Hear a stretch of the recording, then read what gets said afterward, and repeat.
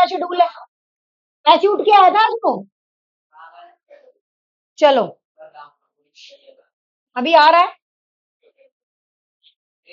आज हमने जो यहाँ पर चैप्टर पढ़ना है उसका नाम क्या है? उसका नाम है कार्यपालिका। सबसे पहले इस देश में कौन आए थे? राजा। राजा के अंडर में मंत्री होते थे। मंत्री के नीचे कौन होते थे? राजस्व कलेक्ट करने वाले मनसबदार होते थे। बेसिकली तो मंत्री होता था। तू इको का टेस्ट दे। बेसिकली क्या था? मंत्री होता था। तो ये जो मंत्री है ना, ये जो मंत्री मिलकर सारा काम करते थे, ये क्या करते थे? ये राजा का राज्य संभालते थे ना, कि यहाँ से कर इकट्ठा करवाना है, जनता के लिए ये योजना बनानी है। फिर राजा तो गए मर, फिर क्या आ गया? लोकतंत्र आ गया। तो लोकतंत्र का जो रूल है ना, वो सिंपल ये बोलता है कि किसी भी एक व्यक्ति को किसी भी एक व्यक्ति को शक्तियां नहीं देनी। क्या नहीं करनी? शक्तियां नहीं देनी। ऐसा क्यों बोला इन्होंने कि किसी भी एक व्यक्ति को शक्तियां नहीं देनी? क्यों नहीं देनी? क्योंकि क्योंकि यहाँ पे भी क्या हो जाएगा, अगर सिर्फ एक ही व्यक्ति को सारी शक्तियां दे देंगे तो फिर से क्या हो जाएगा? राजा वाला राज चलेगा। और राजा क्या होते थे? कई राजा अगर दयालु हैं, कई राजा क्या हैं? अगर दयालु हैं तो वो तो जनता की भलाई सोच लेते थे। लेकिन अगर कोई राजा क्रूर है, अत्याचारी है, तो वो क्या करता था? वो जनता के बारे में नहीं सोचता था। ये सिंपल सी बात है। इसलिए लोकतंत्र आया। और जब लोकतंत्र आया तो तीन चीजें आई। कानून कोई बनाएगा, चलाएगा कोई, और सजा कोई देगा। ऐसे ही हुआ ना? तो जिसने कानून बनाया उसका नाम क्या आ गया? उसका नाम आ गया विधायिका। इंग्लिश है तेरे पास? एग्जीक्यूटिव। बट हम तो हिंदी में पढ़ा रहे हैं भैया। जो चलाएगा वो क्या है? वो एग्जीक्यूटिव है। क्या है वो? एग्जीक्यूटिव। और जो सजा देगा वो क्या है? वो न्यायपालिका है। तो हमें यहाँ पर जिसके बारे में पढ़ना है वो हमने पढ़ना है एग्जीक्यूटिव के बारे में। कार्यपालिका। तीन अंग होते हैं सरकार के। एक होता है विधायिका, एक होता है कार्यपालिका, और एक होता है न्यायपालिका। हमने यहाँ पर जिनके बारे में पढ़ना है वो हमने पढ़ना है कार्यपालिका के बारे में। मुख्य कार्य, ये तीनों अंग मिलकर क्या करते हैं? गवर्नमेंट को चलाते हैं, शासन को चलाते हैं, जो कि तुम्हारे ऊपर क्या कर रहा है? राज कर रही है, या जो तुम्हारे देश के लिए क्या कर रही है? काम कर रही है।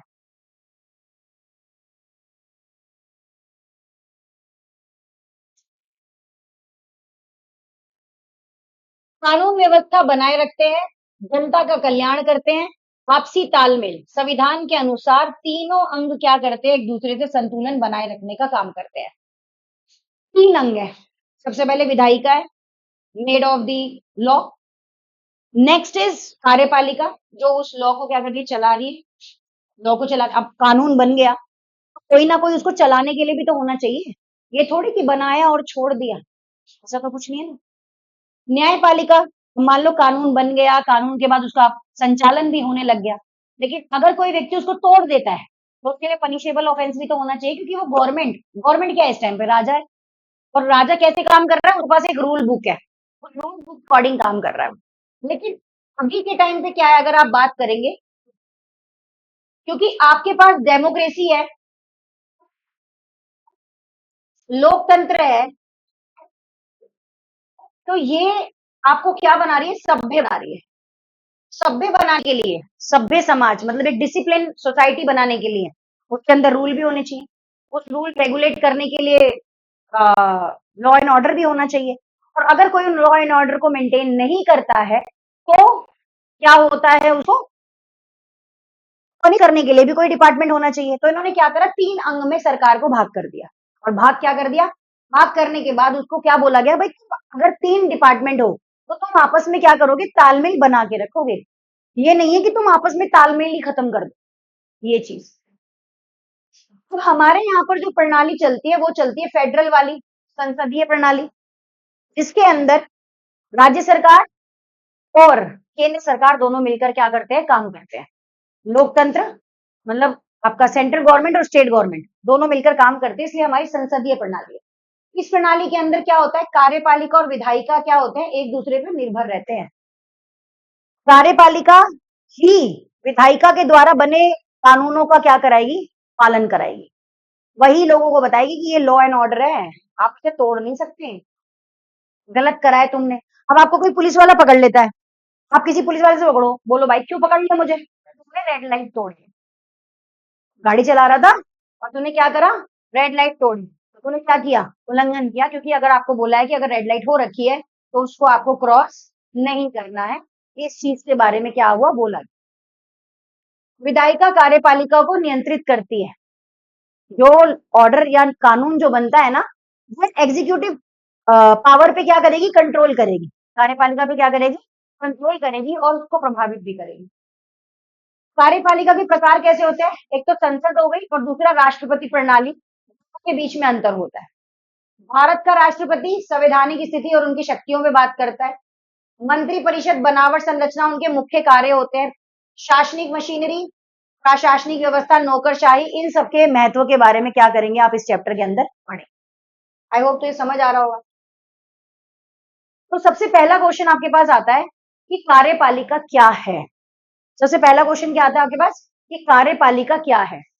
सरकार का वह अंग है, ये सरकार का वह अंग है जो नियमों, कायदों और नीतियों को क्या करता है, लागू करता है। प्रशासन कार्य संभालता है। संगठन या सरकार के नीतिगत निर्णय लेने और दैनिक प्रशासन कार्यों की देखरेख करने वाले समूह को कार्यपालिका कहते हैं। मतलब सरकार का जो भी काम होगा, जो भी ग्रुप का काम होगा कि कैसे सरकार जो नियम बना रही है वो जनता के द्वारा सही रूप से सुनिश्चित किए भी जा रहे हैं या नहीं किए जा रहे, सबके ऊपर भी क्या है, ये फोकस करेगी। कार्यपालिका के प्रमुख मुख्य कार्य कानून लागू करने के बाद क्या क्या होते हैं, इसके बारे में बात कर लेते हैं। तो यहाँ पर विधायिका जो होती है वो क्या करती है, वो कानूनों को देश में लागू करा देती है। फिर सरकार की नीतियों को बनाने और उन्हें तैयार करने की महत्वपूर्ण भूमिका निभाती है। कार्यपालिका के प्रकार क्या होते हैं, तो कार्यपालिका के दो प्रकार होते हैं। एक है राजनीतिक कार्यपालिका, जैसे कि जिसका सरकार, जिसका प्रधान कौन होता है, प्रधानमंत्री, और उसके साथ मिलकर बाकी सारे लोग क्या करते हैं, सरकार की नीतियों को उत्तरदायी होते हैं। कार्यकाल भी निश्चित होता है।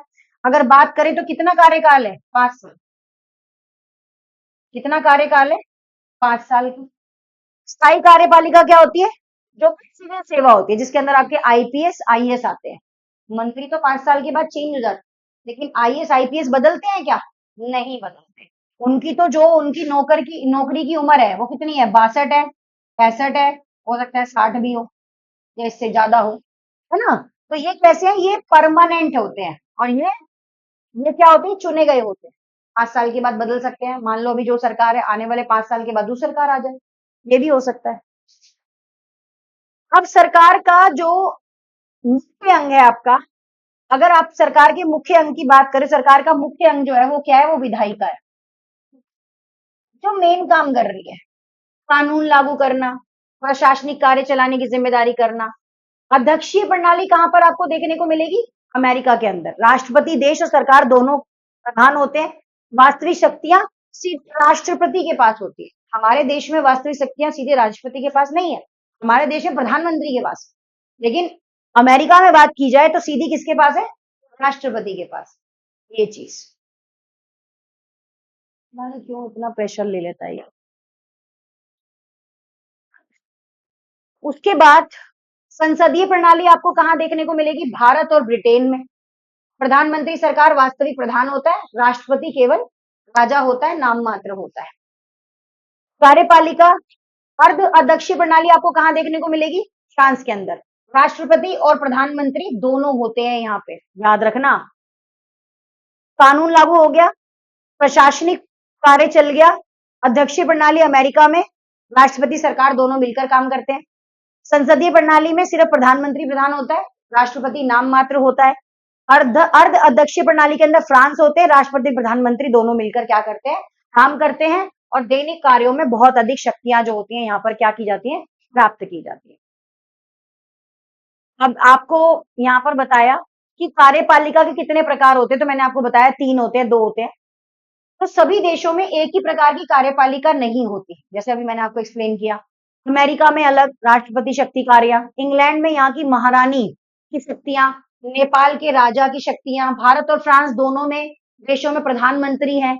अमेरिका का मैंने आपको पीछे क्या किया, अभी एक्सप्लेन किया ही। संसदीय प्रणाली में आपको बता चुकी हूँ कि राजा राजतंत्र और संसदीय लोकतंत्र, राजा महारानी देश प्रधानमंत्री सरकार के प्रधान होता है। जापान यहाँ राजा देश का प्रधान होता है, प्रधानमंत्री सरकार का प्रधान है। इटली में राष्ट्रपति देश का प्रधान होता है। जर्मनी में भी एक संसदीय व्यवस्था है, राष्ट्रपति देश का प्रधान होता है। तो पता चल रहा है कि कहाँ कहाँ राष्ट्रपति देश का प्रधान है। हमारे देश में राष्ट्रपति देश का प्रधान नहीं है। और जहां राष्ट्रपति देश का प्रधान होता है, अर्ध अध्यक्षात्मक शासन व्यवस्था के अंदर आपको अभी पीछे बताया मैंने, वही सेम चीज रिपीट, तो कंफ्यूज होने की जरूरत नहीं है। तो बात कर लेते हैं भारत की। भारत में संसदीय कार्यपालिका की अगर मैं आपसे बात करूं तो ऐतिहासिक पृष्ठभूमि भारत को संविधान बनने से पहले संसदीय व्यवस्था का अनुभव था, और ये अनुभव 1919 से लेकर 1935 के भारत सरकार के अधिनियमों के तहत मिली। 1919 का रॉल्ट एक्ट है, 1935 का भी भारत अधिनियम का एक एक्ट है, पता नहीं कानून है, 2 एक्ट है इसमें, मुझे इस टाइम याद नहीं आ रहे। तो उनके अकॉर्डिंग भारत को पता था कि कैसे जो है वो आपको क्या करना है, काम करना है। संसदीय प्रणाली चुनने के कारण नियंत्रण है, इस व्यवस्था में कार्यपालिका को जनप्रतिनिधियों द्वारा क्या किया जाता है, नियंत्रित कर दिया जाता था कि चलो ठीक है, कोई इशू नहीं है। उत्तरदायी सरकार, संविधान निर्माता ऐसी सरकार चाहते थे जो जनता की क्या करे, अपेक्षा करे, संवेदनशील हो, तानाशाही से उनका बचाव किया जाए, और शक्तियां और व्यक्ति राष्ट्रपति के केंद्रित होने वाली पूजा को खतरा था।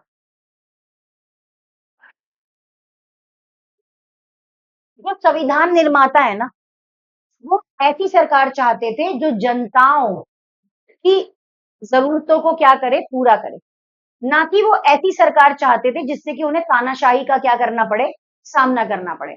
तानाशाही मतलब क्या होता है, जहां राजा का राज होता है, वही चीज है।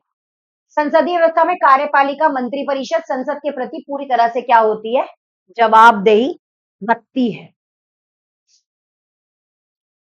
संसदीय व्यवस्था जो होती है ना, कार्यपालिका होती है, वो पूरी तरह से जवाबदेही रखती है कि वो क्या काम कर रही है। वो बात अलग है कि जवाब मिलता नहीं है, लेकिन जवाबदेही होती है। इसके बाद संसदीय व्यवस्था के अंतर्गत कार्यपालिका स्तर पर राष्ट्रपति राज्य का औपचारिक नाम मात्र का प्रधान होता है। वही चीज बार बार आपकी बुक में रिपीट कर रखी है कि राष्ट्रपति क्या है, सिर्फ एक औपचारिक नाम मात्र प्रधान है और कुछ भी नहीं। वास्तविक प्रधान प्रधानमंत्री और उसके साथ जो भी मंत्री मिलकर काम कर रहे हैं वो लोग ही जिम्मेदार होते हैं, और वही सरकार की सारी चीजों का क्या करते हैं, जवाब देते हैं। और बेसिकली जो वास्तविक सरकार जो चलाते हैं ना, जो आपकी वास्तविक सरकार चला रहे हैं, वो ये चला रहे हैं, प्रधानमंत्री और मंत्रिपरिषद। उसके बाद राज्य स्तर पर अगर राज्य की बात करें तो राज्य स्तर पर कौन सरकार चलाता है, गवर्नर, राज्यपाल, मुख्यमंत्री और उसके मंत्री परिषद। गवर्नर वो आपके स्टेट में होते हैं, ठीक है, यहाँ भी है, सेंटर में भी, स्टेट में। राष्ट्रपति की स्थिति और चुनाव, सॉरी स्टेट में ही होती है। राष्ट्रपति की स्थिति और चुनाव कार्यपालिका शक्तियां, और हर स्टेट का गवर्नर अलग अलग होता है, ये भी याद रखना। देखो इसको,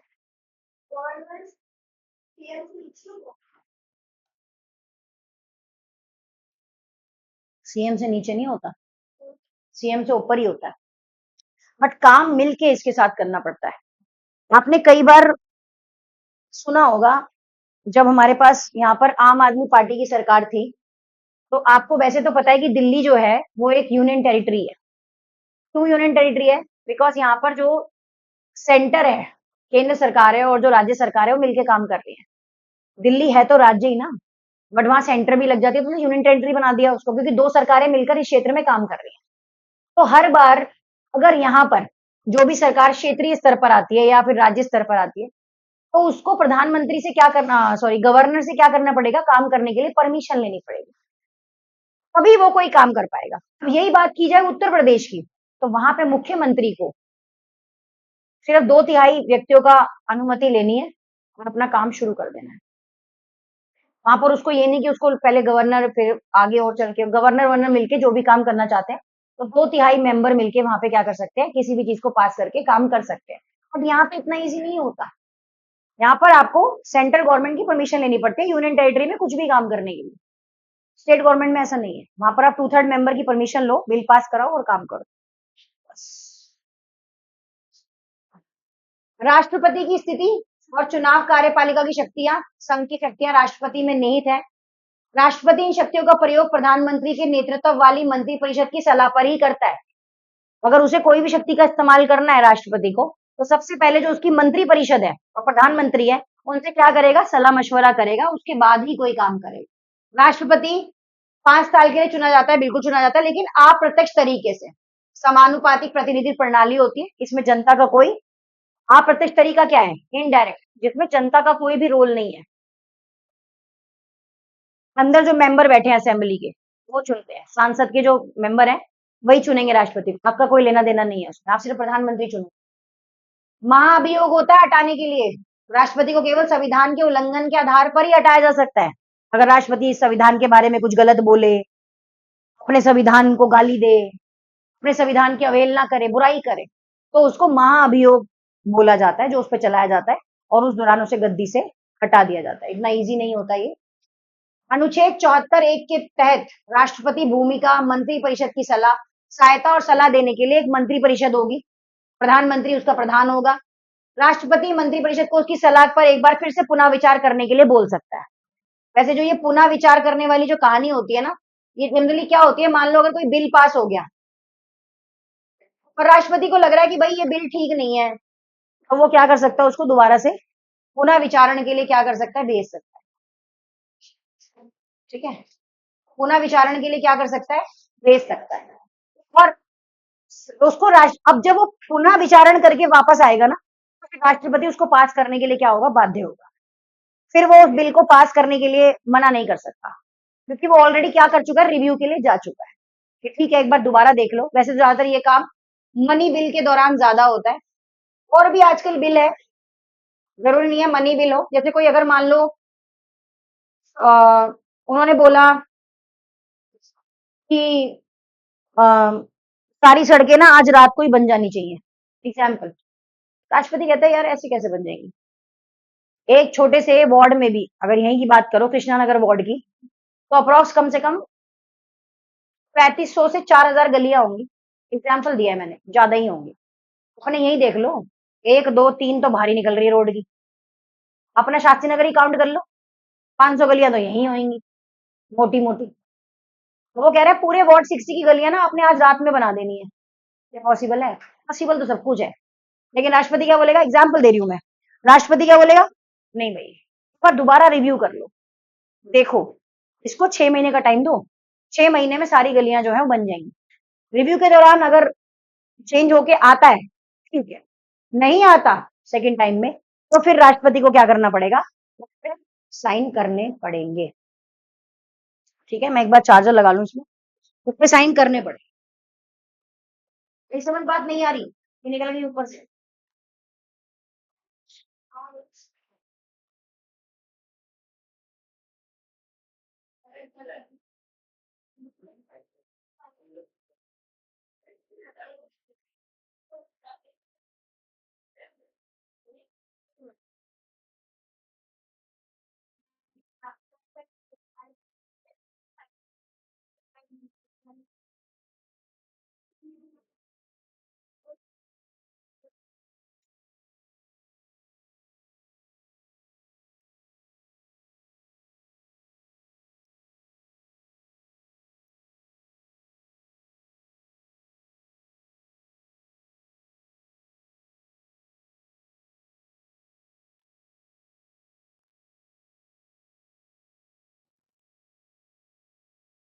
उसके बाद अगला टॉपिक है हमारा कि राष्ट्रपति की स्थिति और विवेक अधिकार के मुख्य बिंदु क्या है। इसको हम लेंगे कल की क्लास में क्योंकि वीटो पावर भी है इसमें। 15 तक है, तो मुझे लग रहा है अभी ये कंप्लीट भी नहीं हुआ है और भी है शायद इसमें, है ना? तो इसको हम कल की क्लास में लेंगे। आज के लिए तुम इतना डाइजेस्ट करो, ये क्लास दोबारा जाके सुनो, अगर कोई डाउट होगा तो लेके आओ कि हाँ ये डाउट है, ये बचा है, ऐसा। Thank you.